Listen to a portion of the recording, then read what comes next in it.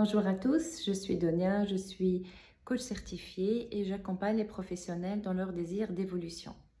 Aujourd'hui, je voulais vous parler de la gestion du stress et particulièrement de 3 techniques que j'utilise même très souvent. Alors, c'est important de noter que le stress n'est pas forcément quelque chose de mauvais.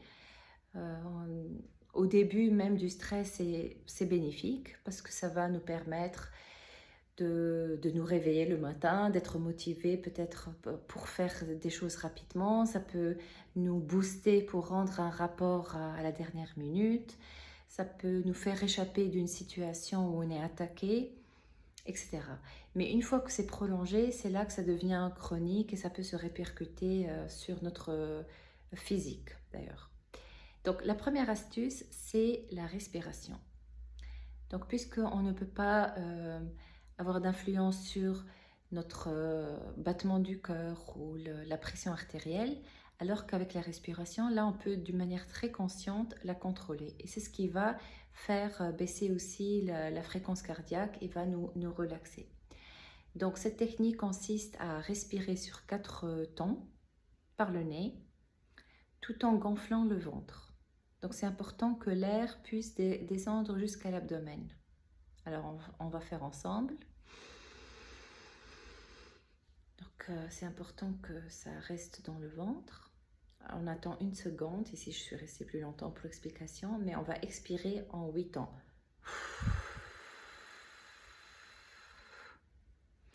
Alors, je vais recommencer.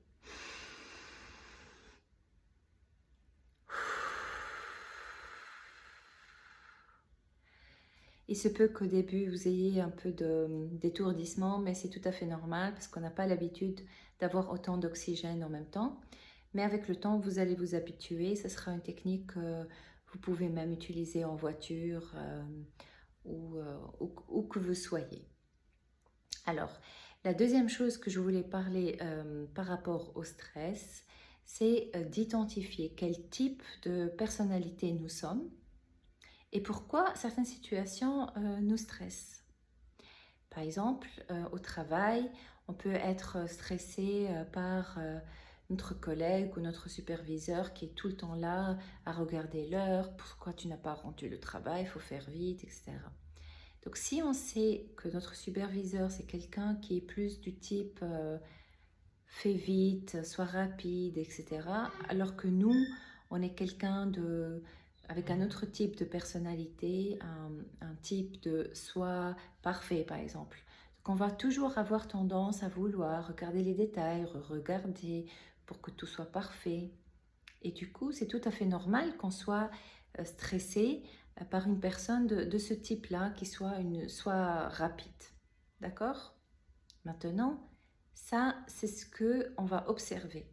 Maintenant, qu'est-ce que moi je peux faire en étant une soi parfaite pour répondre à des sollicitations d'une autre personne qui soit rapide?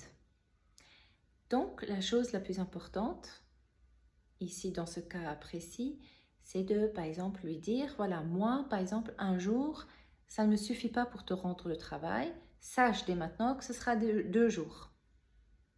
Et comme ça, moi, je me mets aussi une limite, je ne vais pas trop déborder, mais en même temps, l'autre personne sait que je ne vais pas rendre comme lui, il avait prévu ou elle au début.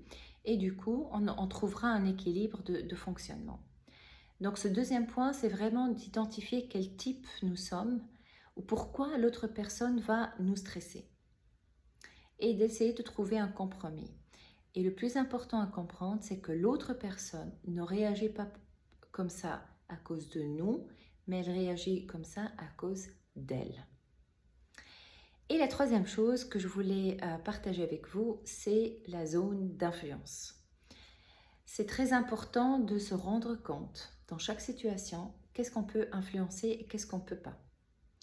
Et quand on réalise qu'il y a des choses qu'on ne peut pas changer, ben ça ne sert à rien de stresser ou de s'énerver. Par exemple, quand on est au milieu d'une circulation monstre et on ne peut plus sortir de la route. On est vraiment au milieu où il y a des voitures devant, derrière, sur les côtés.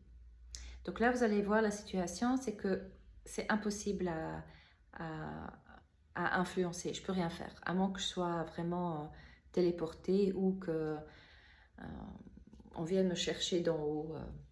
Donc, déjà, la première étape, c'est d'identifier.